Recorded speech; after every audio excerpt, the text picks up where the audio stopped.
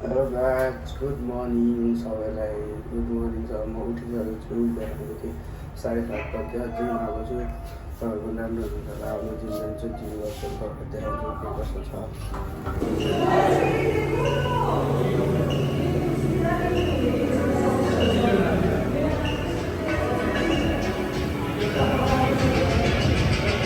म चाहिँ जिमबाट निस्किसकेँ जिम गरिसकेँ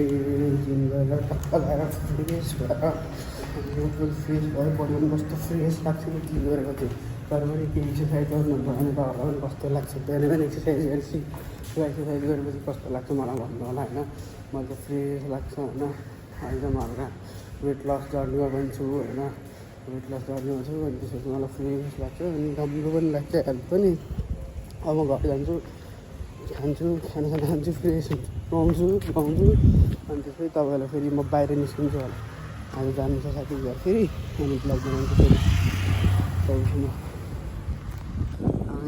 अब स्कुटरै मेरो बिग्रियो अहिले सिङ्जानमा केही लट त के भयो अरे यो पनि कस्तो सौँदा इन्जनमा केही भएर हो कि जस्तो लाग्यो अनि त्यसपछि अब मैले जान्छु अब घर यो बाटोमा पुगिसकेर कि तपाईँहरूले देखाउँछ अब कतिवटा मान्छे हो चलाएर जानुपर्छ राम्ररी त्यही भएर अब म बेलुकातिर ब्लग गर्छु बेलुका जानु छ साथीको घर पनि अनि तपाईँलाई देखाउँछु खाना नुहाइसो गऱ्यो अब नुहाएर अब खाना खान्छु 200 ग्राम राइस भयो भेजिटेबल भयो तरकारी भयो अचार भयो दाल चाहिँ कतिवटा अब वेट लस जर्नी छ अनि त्यही भएर सब वेट गरेर खानुपर्छ अनि त्यही घर पनि खाना खानु मैले त अब खान्छु फुड यसरी कलेज जानु लागेको म र मम्मी भाइको अब स्कुल र भाइको अब कलेजमा एडमिसन हुन्छ नि त्यही 11 पढ्न लाग्यो 10को इक्जाम सक्यो उसको अनि 11 पढ्छ अनि त्यही अब जानु लाग्यो त्यही अब के कसो चाहिँ हेर्छु नेपाली बोर्ड होइन ऊ चाहिँ अब सिबिएसई पढ्छ ऊ हल्का ऊ त बाहिरको बोर्ड पढ्छ